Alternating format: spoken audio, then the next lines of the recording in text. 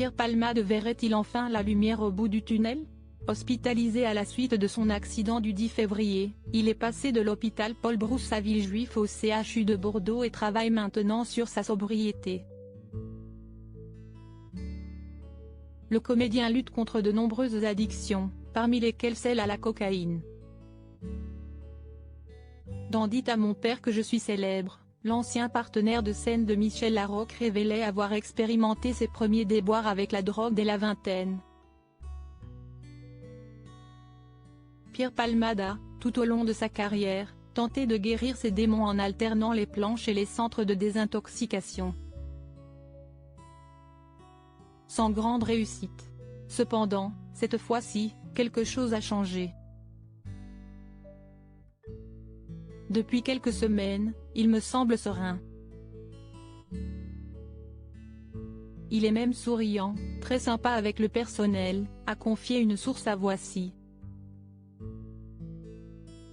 Cette fois-ci, il semble sincèrement vouloir s'en sortir.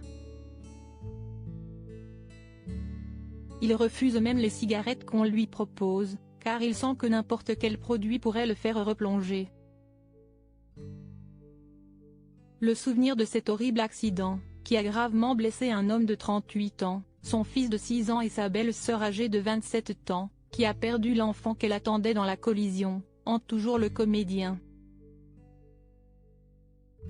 Après les faits, des analyses ont montré que l'ancien époux de Véronique Sanson était sous l'emprise de cocaïne et de drogue de synthèse au moment de la collision. Aussi, Pierre Palmade cherche-t-il à s'éloigner de ces douloureux souvenirs, lui qui est toujours poursuivi pour homicide et blessures involontaires. Supérieur à Pierre Palmade, Muriel Robin, Michel Larocque, Véronique Sanson. Les femmes de sa vie, un allié inattendu alors que certains amis proches de Pierre Palmade lui ont tourné le dos, parmi lesquels ses consoeurs humoristes Michel Larocque et Muriel Robin. Le comédien a renoué des liens avec sa mère, Réanne, alors qu'il ne s'était plus adressé la parole depuis des années. Des différends survenus dans l'enfance du jeune Pierre et l'éloignement de ce dernier lorsqu'il a déménagé à Paris ont achevé de geler les relations mère-fils. Mais à la vue des dernières actualités, Réanne n'a pu s'empêcher d'appeler Pierre Palmade, comme le révèlent nos confrères de Voici. Il reste à espérer que sa mère saura trouver les mots et la patience de guider son fils dans cette nouvelle bataille contre ses démons.